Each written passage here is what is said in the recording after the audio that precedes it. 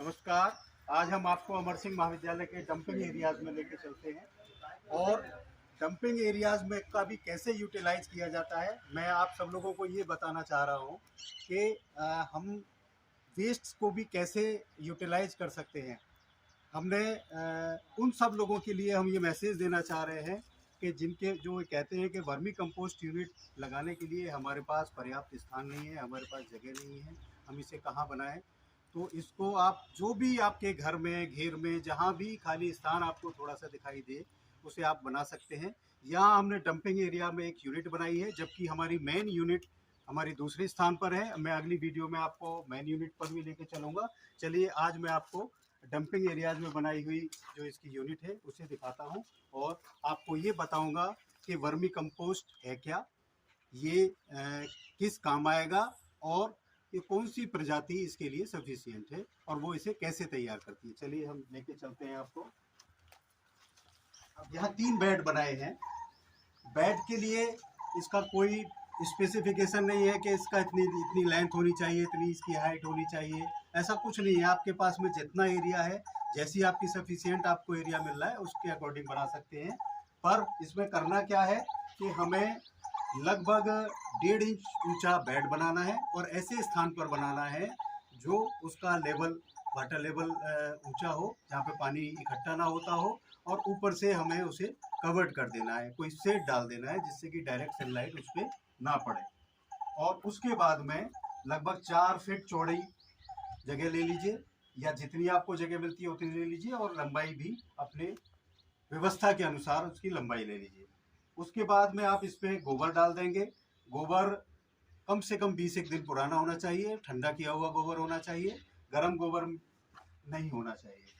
फिर उसमें आप लगभग अगर 24-25 किलो का अगर आपका बेड है तो आप इसमें 10-12 किलो इसमें केंचुआ का बीज आप डाल देंगे, और 1 किलो बीज में लगभग 1000 से 1200 वर्म्स होने चाहिए। वो आपका सफिशिएंट माना जाता है। उसके बाद जब आप इस पे इसे छोड़ देंगे तो ये लगभग 2 महीने में आपकी खाद तैयार कर देंगे। और इसको आपको मॉइस्चर मेंटेन करने के लिए गर्मियों में लगभग डेली या 1 दिन छोड़कर, और सर्दियों में 3-4 दिन बाद में इस पे पानी का स्प्रे करना होता है जिससे कि मॉइस्चर बना रहे। अब मैं आपको ये थोड़ा सा बताना चाहूँगा कि आप नीचे का फर्श कैसा होना चाहिए। पक्के फर्श पे इसे बनाएं या कच्चे में कर दें, या हम पॉलीथीन शीट बिछाएं।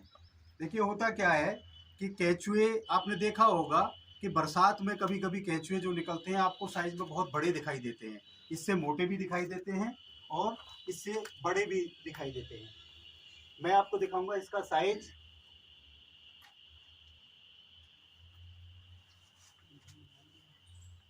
ये देखिए, ये अपेक्षाकृत इसका साइज उनसे छोटा है, ये पतले भी हैं। आपको पता है कि केंचुए को प्राकृतिक हलवाया कहा जाता है। क्यों कहा जाता है? क्योंकि ये आपकी भूमि में, आपकी सॉइल में सुरंग बनाता है और प्रॉपर एरेशन सॉइल में पैदा कर देता है। लेकिन ये काम ये वाला केंचुआ नहीं करता। उस काम को कौन करता है? इंडोजोइक, जो भूमि के अंदर रहता है। वो लगभग 8 से 10 फीट गहरी सुरंग बना देता है, लेकिन उसको हम कंपोस्ट बनाने के लिए प्रयोग नहीं करते।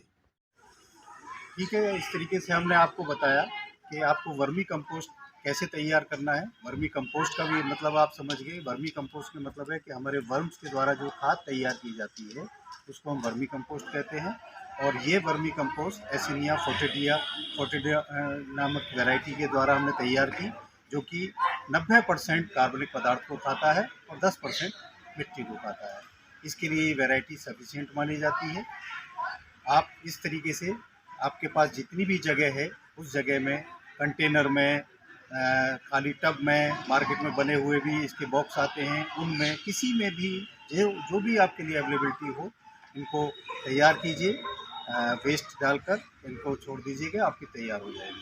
इसी तरीके से हमने आपको बताया था कि आप घर में जो किचन वेस्ट निकलता है उससे भी आप खाद तैयार कर सकते हैं। उसके लिए आपको 2 बर्तन लेने हैं। पहले वाले बर्तन में, चाहे वो मिट्टी का हो, प्लास्टिक का हो, नीचे होल कर लीजिएगा, और ऊपर एरेशन के लिए थोड़े से होल ऊपर भी कर लीजिए। नीचे होल जिसमें करे हैं उसके नीचे एक और पार्ट बर्तन लगा दीजिए जिसमें होल नहीं होंगे, जिससे कि उसका पानी ऊपर वाले का नीचे आके इकट्ठा होता रहे।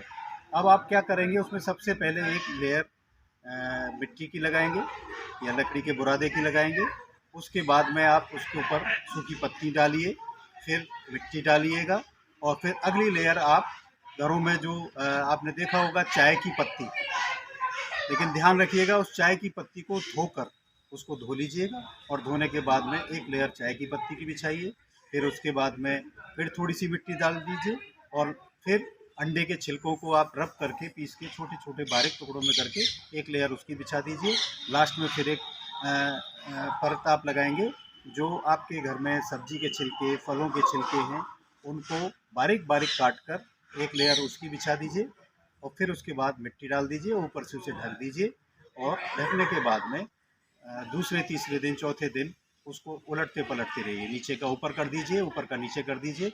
और इस तरीके से आप देखेंगे 1 महीने से लेकर 2 महीने तक में जैसे जैसे आपने जो मटेरियल डाला है उसके अकॉर्डिंग उसको उसके डिकम्पोजिशन में, उसके अपघटन में, सड़ने में जो समय लगेगा उसके अनुसार 1 से 2 महीने में बनकर आपकी खाद तैयार हो जाएगी, और आपको एक किचन वेस्ट मिल जाएगा जिसे आप अपने घरों के गमलों में, सब्जी वाले पौधों में आप इस्तेमाल कीजिए।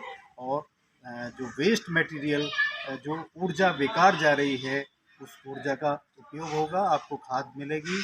और जो वेस्ट मटेरियल के द्वारा जो पॉल्यूशन हो रहा है, जो पृथ्वी पर एक वेस्ट मटेरियल का बोझ हो रहा है, उसको आप कम करेंगे और पॉल्यूशन को सुरक्षित बनाने में सहयोग करेंगे। धन्यवाद। अगली वीडियो हम आपको महाविद्यालय की जो मेन यूनिट है वहाँ की दिखाएंगे। तब तक के लिए नमस्कार।